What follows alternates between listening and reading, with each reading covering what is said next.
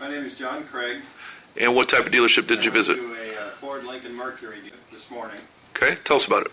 And I guess I ran into Joe a little better than average. Okay. Although not Joe perfect. Can't wait.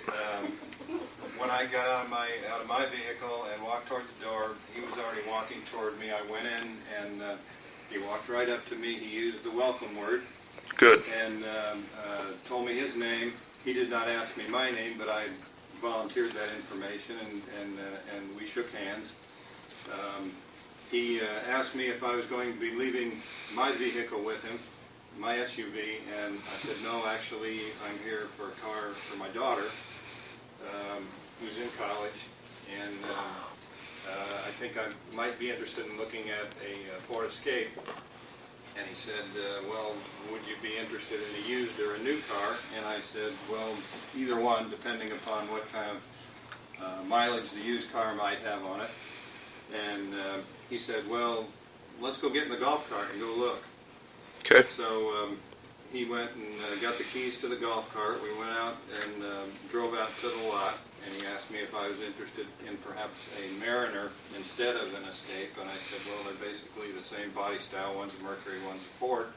I said, depending upon the characteristics of it, the mileage, and the price. And he said, well, how much do you want to spend? And I said, well, I'd like to keep it under $20,000 if I could.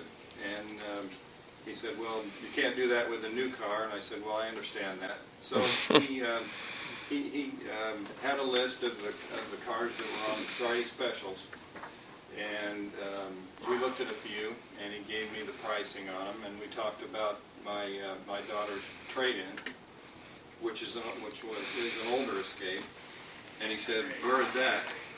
Can we get it in here?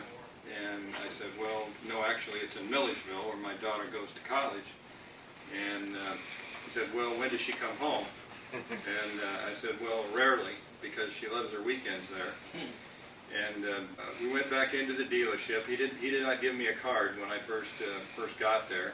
We went back in, and I said, well, I'm going to have to have the daughter. Oh, and the color I liked when we first got out there. I said, well, geez, I don't know. I suppose I'd be willing to look at any color. And so we got back inside the dealership. I asked him for his card, and he walked over to where the sales manager get his card, and he came back with his card and brought the sales manager with him. Okay. And told the sales manager what my story was. The sales manager said, well, when can we get your daughter's car here? Oh, gosh. Ouch. And I told him the same thing that I had told the salesman. And incidentally, this salesman had been selling for 24 years. Oh, my gosh. In Dallas and Chicago, and now the last 10 years in Atlanta. So he kept telling me on the way out, he took my name and phone number. He said he was going to give me a call in a couple of weeks. And he basically did a lot of the right things. And but I told him, sure, give me a call. He said, if our inventory changes, and he kept repeating over and over again, I'll give you good professional sales. And I shook his hand and left. Okay, 24 years in the business, and you also met a manager. Let's talk about this for 1 second. He skipped the interview process, okay? Now, here's why you don't start talking about price up front, because you know what? Price is irregardless at that point, because we have absolutely no idea exactly what the true intentions are. And you know what? If I see benefit in something, I might pay more. Okay, he already just assumed 20,000 or under that, well, it can't even be a new car. Or, you know, people come in all the time, folks, saying, I've only got 10 grand to spend, I got this much to spend, but they get a little excited, they get a little emotional. You go through the actual process, and you might find a way for them to finance the difference, or maybe have some other alternatives. Or you don't start to talk about the price door out the gate. You find out what their wants and needs are up front. So he should have took you to the desk. He should have sat you down. And guess what? Modern technology, I don't care if the car is in Alaska, okay? If I've got some pictures of the cars, like recent pictures, I know what it looks like under the hood, outside, inside, Modern technology. Do you know how many vehicles I've traded for that I didn't get to see the vehicle until it got here? Subject to, obviously, a proper inspection of the vehicle, but that's not going to stop me from doing, or it's not going to stop me from trying to make sure that you leave informed and at least have one vehicle to seriously consider and try to make a decision on.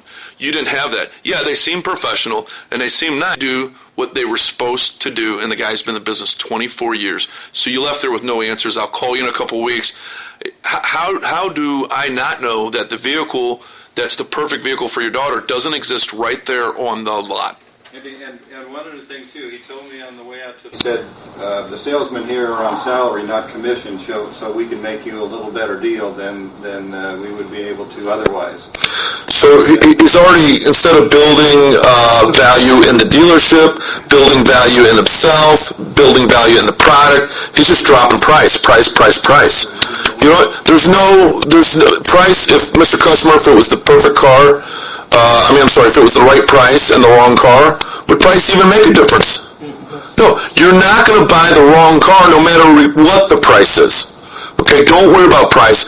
We've been around since 1935. We're Georgia's largest dealer, and we wouldn't be that way if we didn't make good deals and if people didn't want to do business with us. He volunteered that he had sold 15 cars already this month. Oh, well, fantabulous. How about the 30 he lost? What's his closing percentage? I don't care how many cars you sold. I want to know your closing percentage. 15 out of how many? 100? The ratio's real bad. Yes. So what would you have done differently? Well, first of all, his greeting was good. I would have given him business cards initially.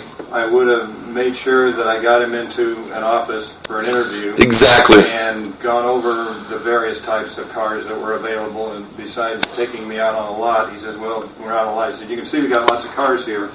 Well, I can see there's lots of cars parked side by side, but sure. I can't really tell specifically what they are. So I would have gotten him in about the specific cars, found out what he was looking for in that process, and maybe at some later time gone out and looked at the specific car I had decided that I wanted. Exactly. And just because a customer throws numbers at you like $20,000, $10,000, or guess what? I don't want to put any money down, and I want a lower payment, which is every single customer that walks through the door. Price is irrelevant at this point in time unless I've done my detective work and homework and make sure I got the right vehicle. And they kept asking me about my daughter's trade-in, obviously, and they wanted to know how many miles it had on it. And he said, well, you could probably get $3,000 to $6,000 for that, and if we could see it. And did he ask you if that $20,000 was just going to be write a check or financed or? Not at all. None of that. All right. Did he ask any information on her vehicle as far as payoff or miles? No, just miles. Okay. Not if there's a balance. I did ask about miles. Okay. So do you understand why I had you do the homework assignment? Absolutely. Okay. And you feel a lot more confident now? I do. It was a great experience. I love going in car dealerships and buying cars anyway. So. All right. I want to run into you as a customer. All right. So round of applause.